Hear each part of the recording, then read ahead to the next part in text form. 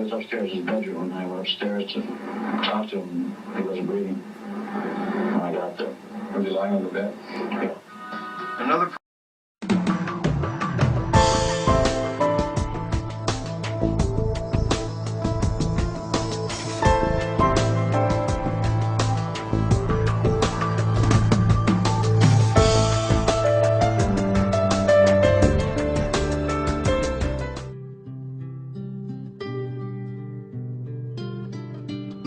Okay, I'll try and set the record straight on Elvis's passing away. August 16, 1977, we were getting ready to go on tour. That evening, we were supposed to fly to Portland, Maine. I was there at the house. It was in the afternoon around 2 o'clock. Al Strada, his wardrobe man, was there packing the wardrobe cases. I was down there on the phone talking to different people and making arrangements for the flight crew to fly out that evening. Phone call comes from upstairs on the intercom, and Ginger called down and talked to the maid. She says, "Is anybody down there?" So Al is right here. She hands the phone to Al Strada. She says, "Al, come upstairs. Elvis has fainted." Al runs upstairs, and he calls down real quick, calls me. He says, "Joe, come up here. I need you right away." So I ran upstairs. I go into the bathroom, and I see Elvis on the floor. He fell off from the commode. His face was buried into the carpeting, and I bent down real quick and I touched him, and rigor mortis had set in. And so I turned him over real quick. I pulled up his pajamas bottoms. I turned him over and laid down, and I heard a little breath of air come out of his lungs. So I thought maybe he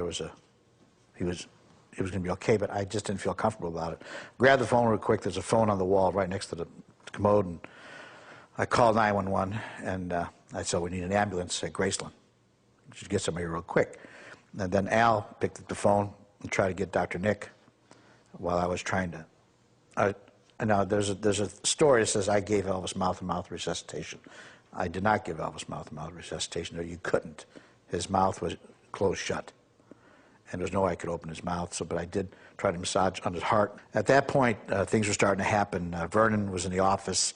He came up to the bathroom. He came in and he started, saying, "Elvis, don't leave us. Just hang in there."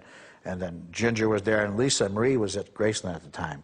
Lisa came running around, and Ginger she's standing there too. And I asked Ginger, "Please get Lisa out of here."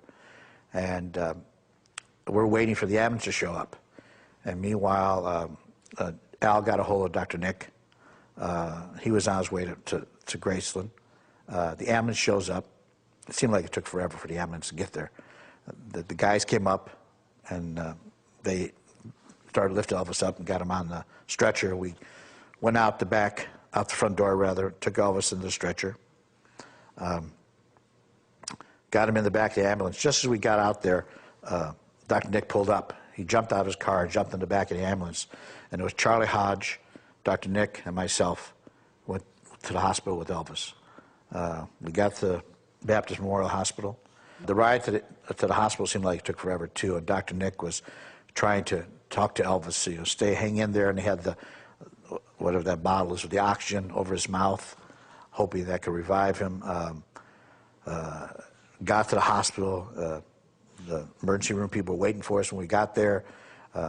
Took him on a stretcher and took him into the emergency room real quick, and they stopped me and Charlie from coming in there. Dr. Nick went in there, and they escorted Charlie and I to another room.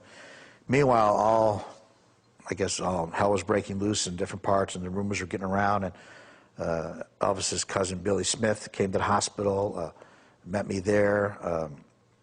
I don't even remember who else showed up. And they took us in the room. We were sitting there waiting to find out what was going on. And about 20 minutes later, Dr. Nick came into the room where we were. And he walked in and he said, "Elvis is gone." And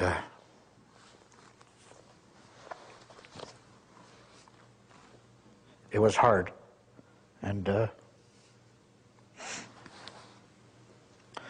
PR guy from the hospital wanted to know if I want to make the announcement to the press. And I said, "I'll try." But meanwhile, Dr. Nick said, don't say anything to anybody yet. I'm going to go back to the house and tell Vernon before it hears it on the news.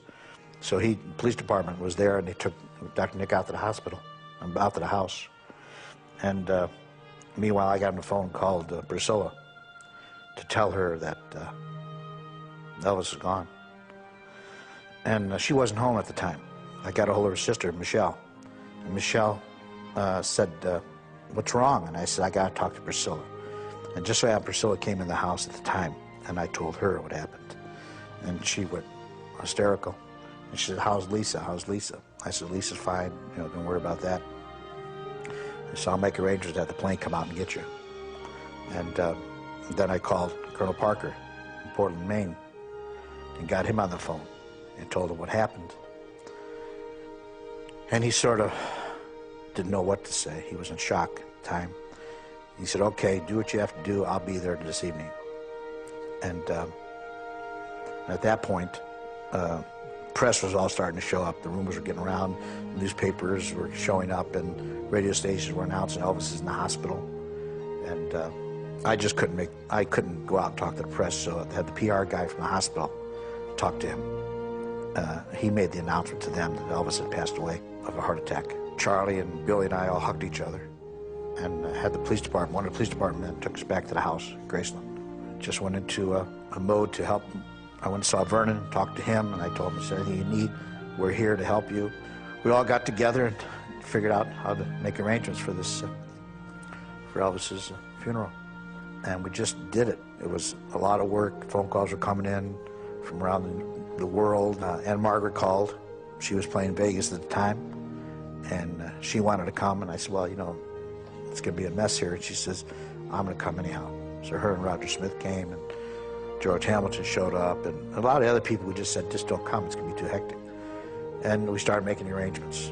And Vernon asked me if we could get all white limousines for the funeral, because Elvis loved white. The Memphis Funeral Home, the people came out and saw us, and Vernon wanted the same casket that he had for Elvis's mother, Gladys.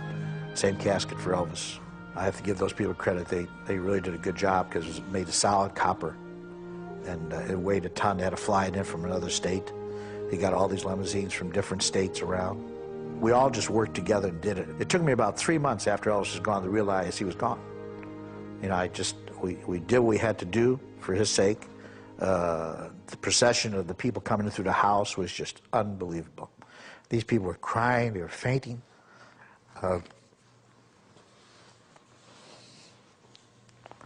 It was tough, but we did it.